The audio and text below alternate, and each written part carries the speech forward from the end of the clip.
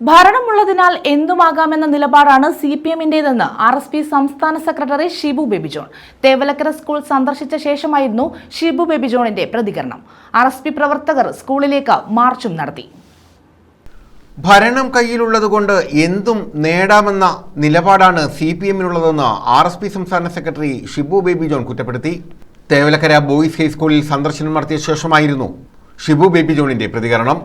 സ്കൂളിന്റെ മധ്യത്തിലൂടെ വൈദ്യുതി കമ്പി വലിച്ചു എന്ന് പറയുന്നത് തന്നെ തെറ്റായ കാര്യമാണ്. സ്കൂൾ കെട്ടിടത്തിനും ഏറെ പഴക്കമാണുള്ളത്. യാതൊരു സുരക്ഷയും ഇവിടെയില്ല. ഭരണം കയ്യിലുള്ളതുകൊണ്ട് എന്തും എങ്ങനെയും ആകാമെന്ന നിലപാട് CPM സ്വീകരിക്കുന്നെന്നും അദ്ദേഹം കുറ്റപ്പെടുത്തി. നമ്മൾ കേരളം മുന്നോട്ട് എന്നൊക്കെ പറയുമ്പോൾ ഇതൊരു ദയനീയ അവസ്ഥയിലാണ്.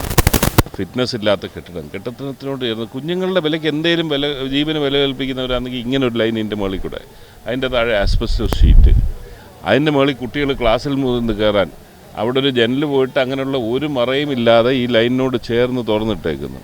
ഇതിനേക്കാൾ വലിയൊരു അനാസ്ഥ എന്താണ്? പക്ഷേ ഇത് വളരെ ദൗർഭാഗ്യകരമാണ്. എന്നിട്ടിതിപ്പോൾ വെള്ള പൂശാനുള്ള ശ്രമം ആണ് നടത്തുന്നത്. ഈ ഓരോ ഇതുണ്ടാകുമ്പോഴും ദുരന്തം ഉണ്ടാകുമ്പോഴും ആവർത്തിക്കാതിരിക്കാനുള്ള നടപടി എടുക്കേണ്ട ഗവൺമെൻറ് ഇതിനെയൊക്കെ വെള്ള പൂശിക്കൊണ്ട് ഇതിനെയൊക്കെ ന്യായീകരിക്കുന്ന സംവിധാനം, പ്രത്യേകിച്ച് CPM-ൻ്റെ നേതൃത്വത്തിലുള്ള അല്ലെങ്കിൽ CPM-ൻ്റെ ഭരണത്തിന് കീഴിലുള്ള മാനേജ്മെൻറ്റായിട്ടുള്ള ഒരു സ്കൂളിനെ സംബന്ധിച്ചിടത്തോളം അത് അന്നേരം തന്നെ അത് വൈറ്റ് വാഷ് ചെയ്യാനുള്ള കാര്യങ്ങളാണ് നീക്കുന്നത്. ഒരു സ്കൂളിൻ്റെ തൊട്ട് നടുവിൽ കൂടെ അല്ലെങ്കിൽ ഇങ്ങനൊരു ലൈൻ പോകുന്നു, അതിൻ്റെ താഴെ വേറെ ഇതുണ്ടാക്കുന്നു, ഷെഡുണ്ടാക്കുന്നു, ക്ലാസ് മുറിയിൽ നിന്ന് യഥേഷ്ടം ലൈനിൻ്റെ വളരെ അടുത്ത് സാഹചര്യം ഉണ്ടാകുന്നു. ഇതൊക്കെ ഏത് സംവിധാനത്തിൻ്റെ അംഗീകാരത്തോടു കൂടി നടത്തുന്നതാണ്?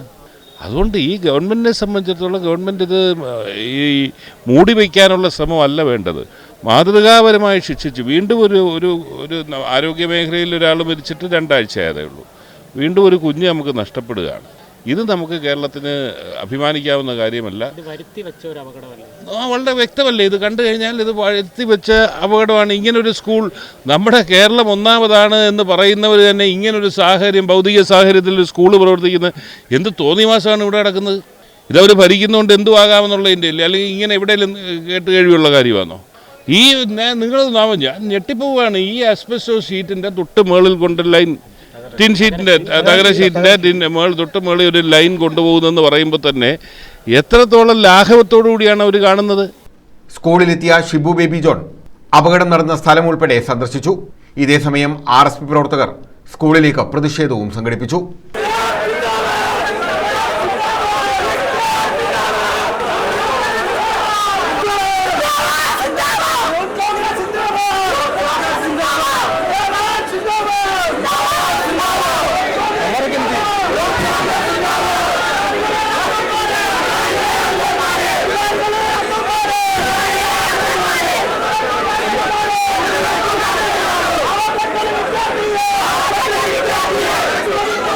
News bureau, Chavara.